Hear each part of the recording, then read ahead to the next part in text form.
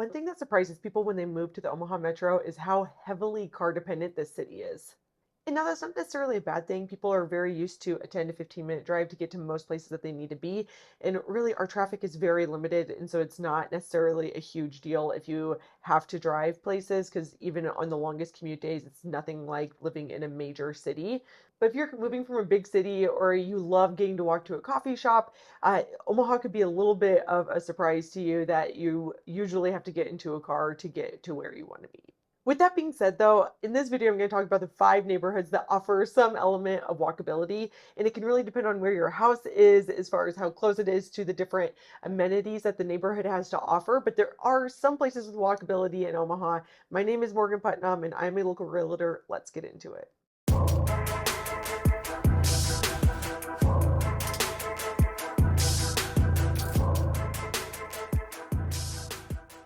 Thank you so much for stopping by the Omaha Insider YouTube channel. Please take a moment to like this video and subscribe to my channel so you're always the first to know what's going on in Omaha. I have a free neighborhood guide on my website that you can download. It's on heymorganputnam.com, and it'll help direct you to figure out the best place for you in the Omaha metro. First, we're going to talk about Dundee. This is probably the best neighborhood as far as walkability goes. It has a very cute downtown strip on Underwood. There's restaurants, there's bars, there's some coffee shops, there's cute things like that. You're still going to need a car to be able to get to the grocery store and the different places in the metro. Dundee has amazing historic homes, tree-lined streets. Homes will range anywhere from about 400,000 up to far over $1 million. And these are very much so well-loved, very well cared for homes. There is a neighborhood association that helps keep the neighborhood looking perfect and pristine. It is a lovely place to live, and it has great walkability if you live close to that main strip on Underwood that has all of these great restaurants. So not only does Dundee have an element of walkability, but it also has really quick access to a lot of the main employers in Omaha, because it's pretty close to downtown, it's close to Midtown, and it's close to UNMC, and not that far from Methodist Hospital. And so those are some big players as far as employers in town. So you have great access to a lot of the businesses in Omaha, a lot of the main employers, and then also an element of walkability. Second up is Benson. Benson is far more eclectic than Dundee. Dundee definitely has a very sophisticated feel, where Benson is going to draw maybe an artsier crowd. And there's also just more affordability in Benson. You can get a home for 250 to 350,000 pretty easily in this neighborhood. Benson has amazing restaurants, some of the best restaurants in Omaha. Al Courant is there, and Yoshitomo. Some of our famous restaurants in Omaha are in Benson. And then it also has different bars. There's even a couple of dive bars still that are still hanging on, coffee shops, ice cream shops. It is super cute. And there's even a venue down there. There's just a lot happening in Benson. Benson also has their art walk in the summer. And so there's just a lot of fun activities in Benson, and it's great to be able to walk there.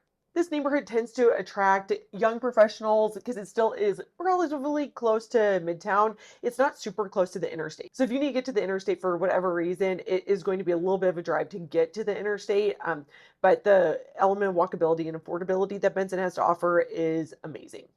Next up, we're going to talk about Aksarben. So Aksarben is anchored by Aksarben Village, which was developed about 15 years ago now, and it has Stinson Park, which has different free concerts throughout the entire summer on every Saturday night. And it's also home to the Aksarben Farmers Market, which is a huge farmers market on Sunday mornings that happens from May to about early October.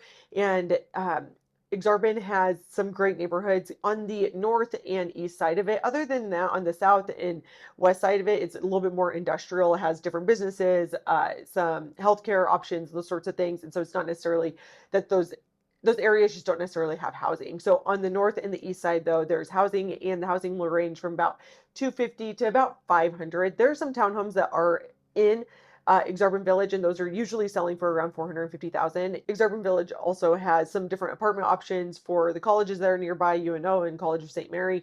And overall, this is a great neighborhood for walkability and affordability. Aksarben has these cute little bungalow style of homes that have a basement garage, and then a main floor, and then a little loft space up above. And they're super cute, tend to be really well cared for, and a great place to buy your first home in Omaha. Aksarben has really just become a hub of activity in Omaha, particularly through the development of Interrail, which is a food hall style eatery. There are 7 different restaurants in there, and it's close to a sand volleyball courts and Sunny's, which is an outdoor cocktail bar, and there's just a lot of activity that happens at Aksarben, and it's so central in Omaha. It's close to the interstate, so it's really easy for people throughout the whole metro to get to Aksarben, and there's it's a great place to live, especially if you want an element of walkability. It's so nice to have quick access to that farmers market in the summer and the free concerts. It's amazing. Those are the top three neighborhoods with walkability in Omaha. The next two that we're going to talk about, I would say, are a little bit more of a stretch as far as walkability in but there is an element of it, especially if you're anchored pretty close to like the couple of little restaurants that are in both of these places. Next up is Field Club Morton Meadows area, and it's more so Field Club that you're going to find a couple of restaurants. So there's in Field Club, it's really close to the VA hospital. It's really close to UNMC. It's really close to Field Club Country Club, and it's close to Vis Major Brewery and No Good Eats. So there's a couple of really great restaurants that people love, and you can easily walk to both those places from Field Club if you live in those areas. Field Club has interesting pricing, so it really can vary wildly, honestly. You can still get a home for around 300,000, and then it'll go up to 700,000 depending on how big and how nice the house is in the area. And again, there's just much more limited food options compared to Dundee, Benson, and Aksarben. Lastly is Olde Towne Elkhorn. So this is definitely a little bit of a stretch, but there is a Olde Towne Elkhorn area that is around 204th and Maple on the west side of 204th. And this was the part of Elkhorn that used to just be all that Elkhorn was before it was all this new construction and development in neighborhoods. And it was built in the 1950s, 60s, and has a cute little downtown area. It's home to some loved restaurants and a couple of little boutiques. If you live in Olde Elkhorn, you're definitely going to be able to walk to this little downtown area. Living in Elkhorn does not mean that you're going to have walkability to this Olde Towne Elkhorn downtown area. You're really just going to need to be living in Olde Elkhorn to be able to walk there. And even then, it's definitely just more a place where people drive to than walk to, but it's an option, and you can help change the tide and turn it into a more walkable friendly neighborhood. In Olde Elkhorn, houses range from about 325 to about 400,000, kind of depending on how big it is and how nice it is. But it's a lovely neighborhood, really close to an elementary school, and again, it has that little downtown area that people love. So those are the top 5 neighborhoods with walkability in Omaha. And again, some of those are a stretch, and it's not to say that other neighborhoods don't have elements of walkability, because some definitely do. Kind of like the Olde Elkhorn thing, where if you live really close, it's definitely walkable, but it's still going to be dominated by cars.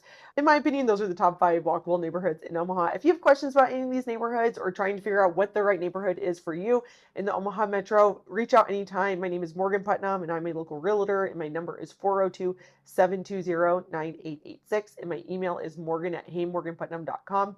And again, you can snag that free neighborhood guide on my website, heymorganputnam.com.